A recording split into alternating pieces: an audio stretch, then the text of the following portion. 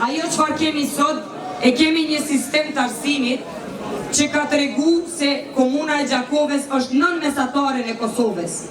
Është përfundi mesatares komunave tjera në Kosovë. A duhet ta pranojmë në një gjendje tillë? Se ne kemi pas shkolla e akademik që e kanë mbajtur gjithë Kosovën. E sot themi se mësimdhënia dhe mësimnxënia në komunë Gjakovës është nën mesataret Kosovës, është e dhimbshme dhe e turpshme për ne. Po nuk është turpi për qytetarët, turpi është për ata që udhëheqin dhe e kanë fut politikën secilin segment jetës, në arsim, në sport, në kulturë. Nuk duron arsimi politik.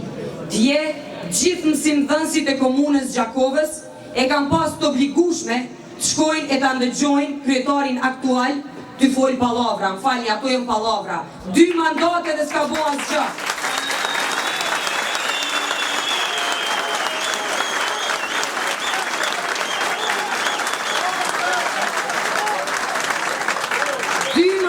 Dhe nuk ka përparim, vetëm ka degradim. Kemi sistem arsimor ku drejtorët miren me politik, vendosen prej politikës, arsimtarët ju shiqohet se kujt ja qesin votën, ndërsa shantazhohen në rast se mendojnë se kanë votu dikë që s'ja merr mendja pushtetit. Më falni, demokracia nuk i toleron këto presione. Demokracia është për zgjidhje të lirë dhe forca e votës është më e madhe se forca e plumbit. Me plumb vritet një njeri, me votë sigurohet e ardhmja jonë, sigurohet e ardhmja fëmijëve tanë dhe ndryshohet ky sistem i cili është instalu pa dëshirën e askujt. Ta kujtojmë vetëm pak vitin 2009. Hajde se mashtrum, hajde se vjedhen vota, hajde se e keqpërdoren e përdhonosen demokraci.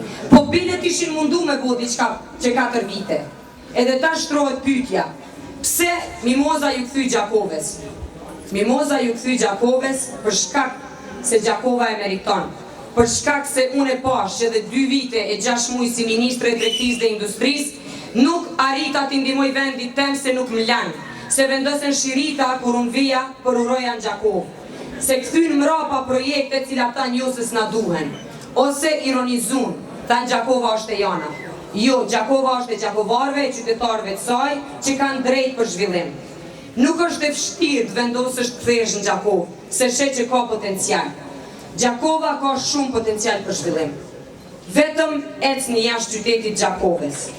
E shihni se bukuritë të cilat ja ka ofru Zoti natyrës Gjakovës, janë ato që mund të shfrytëzohen. Është toka për bujqësi, për blegtori, për cilin kemi program shumë specifik, me pika grumbulluese, me procesim të frutave dhe perimeve, me fond veçantë për bujqësi, jo fond ose grante që i jipen bashkëpartijakve, por që i jipen atyre që kanë nevojë dhe ta kthejnë dhe ta revitalizojnë bujqësinë. Kemi program për ekoturizmin.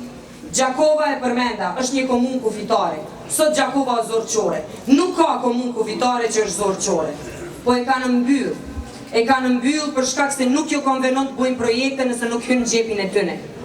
Ne kemi 2 vendkalime kufitare të cilat nuk përdoren.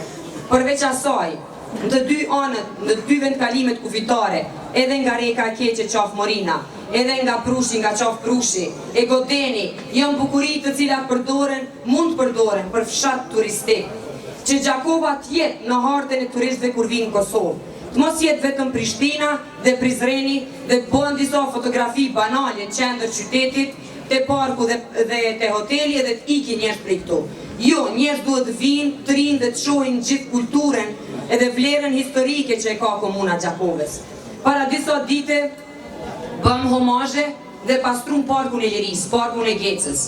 Aty është edhe një varr, është varri Sulejman Vogshi.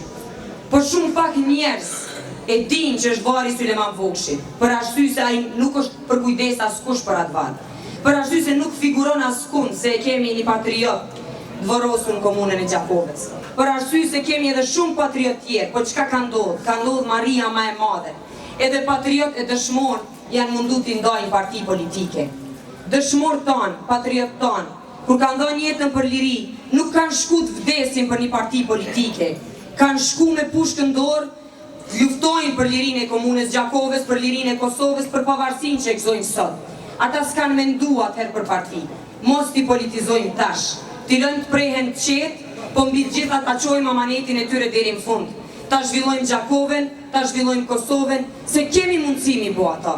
E kemi një vend i cili e ka potencialin më të mirë të mundshëm, e ka rinin e vetë.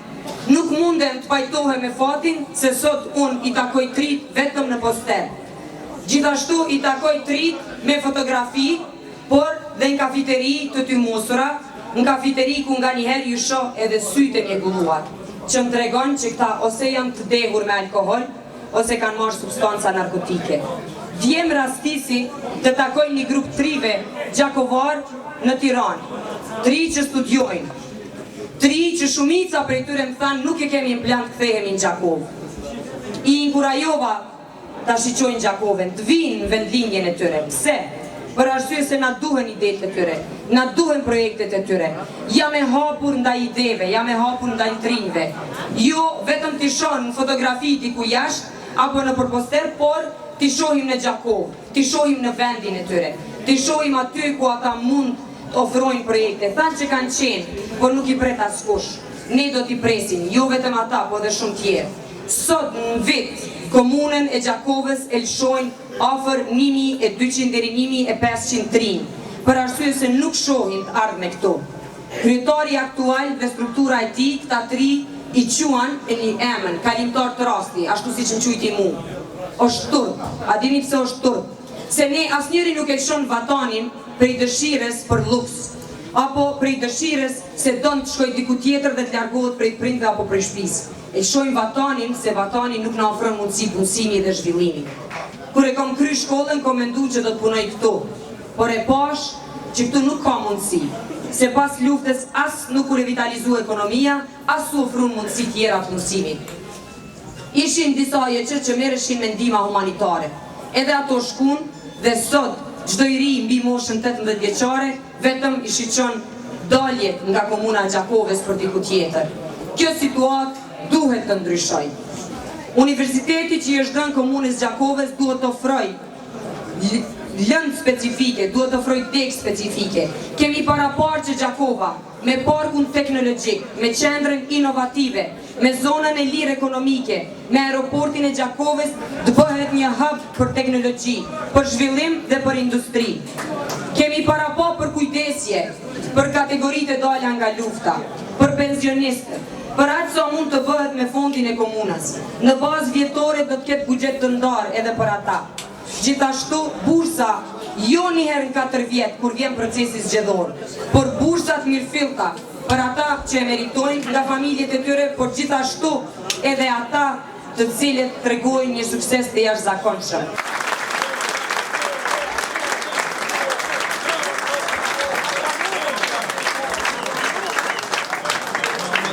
Ju falenderoj shumë për pjesëmarrje, ju përshëndes përzemërsisht, ju uroj që t'i kalojmë qetë, mirë dhe mbar ditët e mbetura të fushatës dhe ju premtoj një fitore të madhe për Gjakovën.